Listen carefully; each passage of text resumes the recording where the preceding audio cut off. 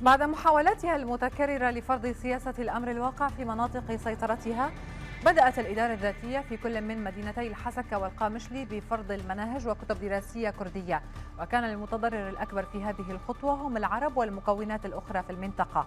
كيف كانت ردود الأفعال؟ نتابع التقرير ونعود للنقاش. بعد سلسلة الانتهاكات التي وثقت ضد وحدات الحماية الشعبية في الحسكة والمناطق المحيطة بها وسيطرتها على أهم مفاصل الدولة والحياة في المحافظة، باتت وحدات الحماية الشعبية تفرض مناهج وكتب وأساليب دراسية لإثبات وجودها، حيث لجأت الأخيرة إلى طرح منهاج كردي في القامشلي والحسكة. ويعد الخاسر الأكبر في هذه الخطوة بحسب رأي العديد من أهالي المحافظة هم العرب وباقي المكونات التي لا تجيد اللغة الكردية أو تتحفظ على سياسة التعليم المطروحة. سر مدرسة الشهيد محمود أسعد في حي الهلالية، كانت لدينا مشكلة في المدرسة على مستوى المحافظة، مو عام بالمدرسة فقط، عدم قبول طلاب الصف التاسع في المدارس اللي كان فيها تعليم كردي. فحلت المشكلة على أساس أنه تجرى اختبارات يوم غد السنين الساعة 8:30 باللغة العربية والرياضيات واللغة الإنجليزية والعلوم، وإن شاء الله الأمر هذا محلول ونكون نحن جاهزين الأمر هذا.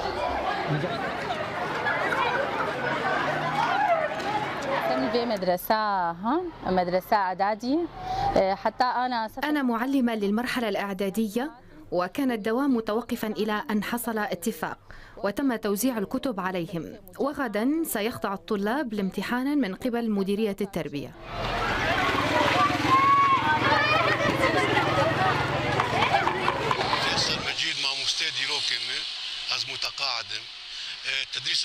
التدريس باللغة الكردية كان حلما لنا، وحتى الحديث العادي كان ممنوعا.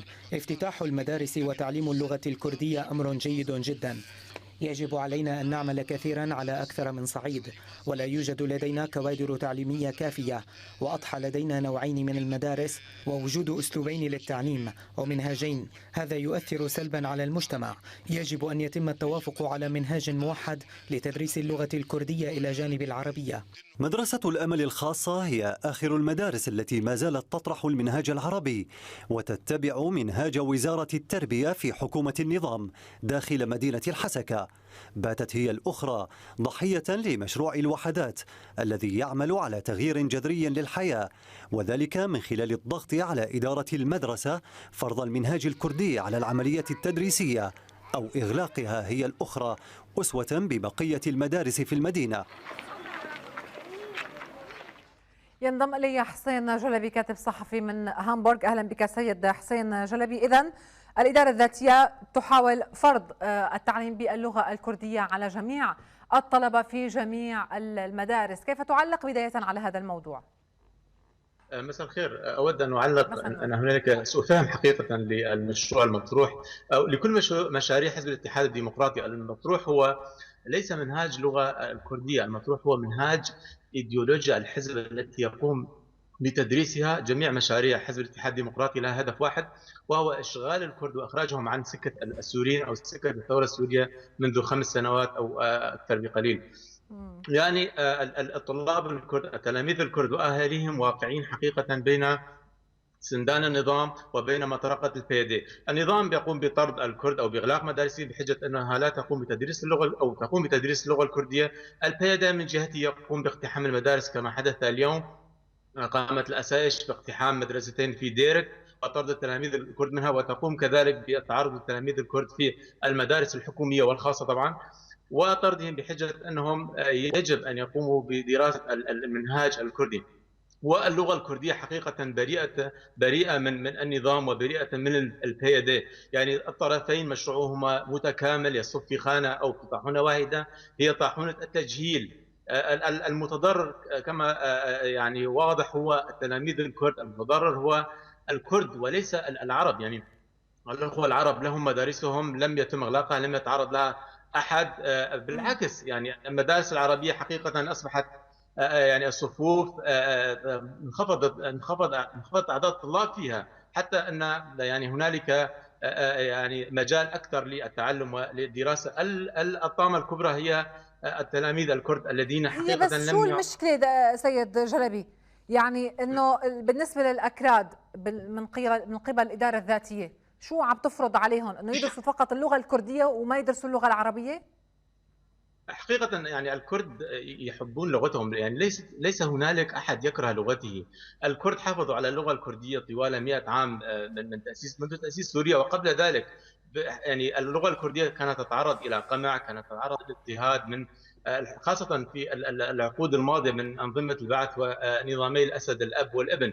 ومع ذلك الكرد تمكنوا من الحفاظ على لغتهم، تدريسها عن طريق بعض الأحزاب يعني تمام. عملت. بس أنا حابة أفهم المشكلة بالنسبة للإدارة الذاتية، لأنه التقرير اللي عنا عم يحكي عن منع اللغة العربية بالمدارس واعتماد فقط اللغة الكردية، وحضرتك عم تقول إنه لا، في مدارس عربية. المشكلة هي مع الأكراد، الطلبة الأكراد. شو هي المشكلة؟ طبيعي المشكلة يعني المدارس العربية أو المدارس ذات الأغلبية الكردية هي التي يجري فرض هذا المنهاج فيها. المشكلة الموجودة مع هذا المنهاج هو ما فيه من تجاوزات. يعني المنهاج حقيقة يشبه البراميل المتفجرة التي يسقطها النظام السوري هذه الأيام على وقبل ذلك على المدارس العربية، إلا أن تأثير براميل الفيادة المتفجرة ستظهر خلال العقود الماضية تجهيلا. يعني الحزب يسعى إلى ضم مقاتلين، يعني لا يعترف بشيء اسمه تعريب، هو يريد فقط مقاتلين. يعني استغلال المنهاج لمصلحته السياسية الخاصة مثل ما كان يعمل حزب البعث، ولكن أيضا مثل ما تابعنا بالتقرير وكان في مدرسين عم يحكوا عن هذا الموضوع، بأنه عم يتم فرض المنهاج الكردي باللغة الكردية على جميع المدارس، وبأنه في مدارس الآن مهددة بالإغلاق إذا ما اتبعت هذا المنهاج. المدارس المهددة بالإغلاق أو التي يجري إغلاق وهي المدارس التي تقع في الحواري وفي المدن الكردية. المدارس العربية هي بمنع عن هذه الإشكالات.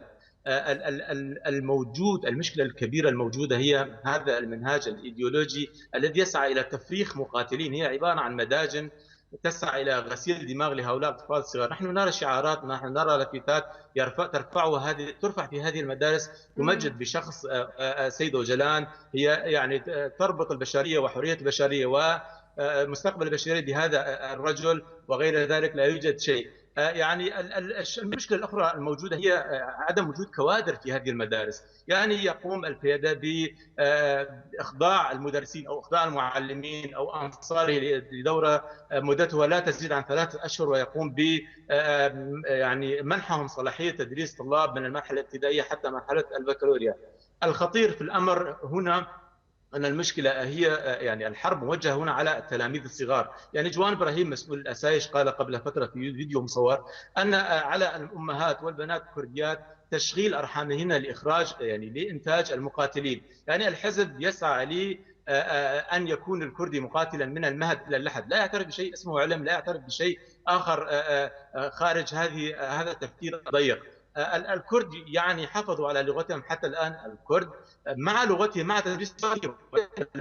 المشكلة أن هؤلاء الذين يتخرجون من هذا المنهاج من هذه المدارس لا يعترف لهم بأي مستقبل، يعني لا النظام لا اليونسكو لا الأمم المتحدة.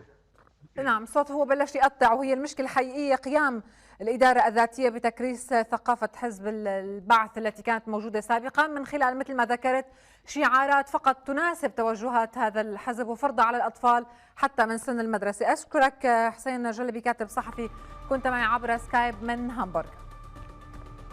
ختام حلقة اليوم من هنا سوريا، شكرا لكم وإلى اللقاء.